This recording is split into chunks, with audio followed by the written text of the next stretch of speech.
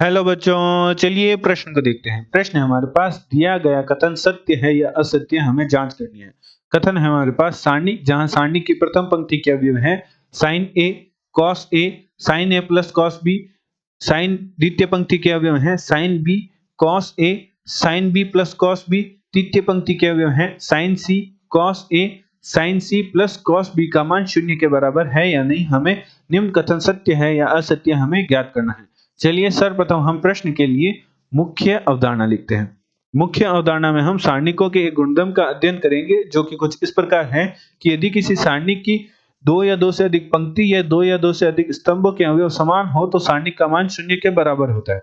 चलिए उदाहरण की सहायता से समझते हैं। मान लीजिए हमारे पास एक सारणिक है जिसकी प्रथम पंक्ति के अवयव हैं ए बी सी, द्वितीय पंक्ति के अवयव हैं एक्स वाई जेड, तृतीय पंक्ति के अवयव हैं ए बी सी। निम्न सारणिक में प्रथम पंक्ति एवं तृतीय पंक्ति के अवयव समान हैं, अतः जो हमारे पास सारणिक का मान है वह शून्य के बराबर प्राप्त होगा।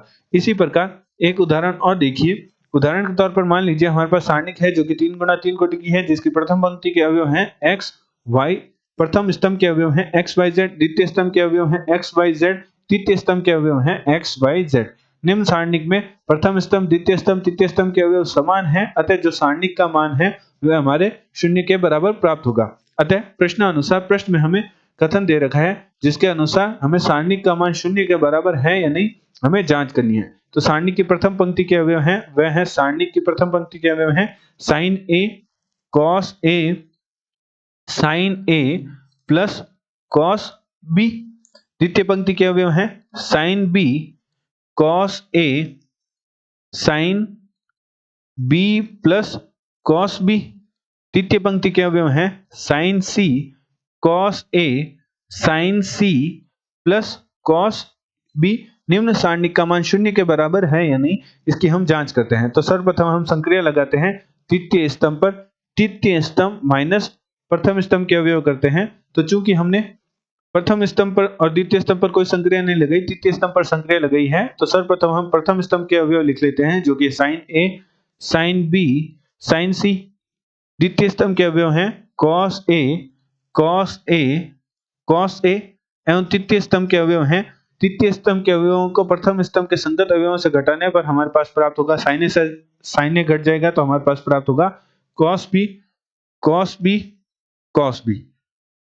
अब हमें देखने को मिल रहा है कि द्वितीय स्तंभ और तृतीय स्तंभ में क्रमशः कॉस ए, कॉस बी उभयनिष्ठ आ रहा है, तो इन्हें सारणी के बाहर निकालने पर हमारे पास प्राप्त होगा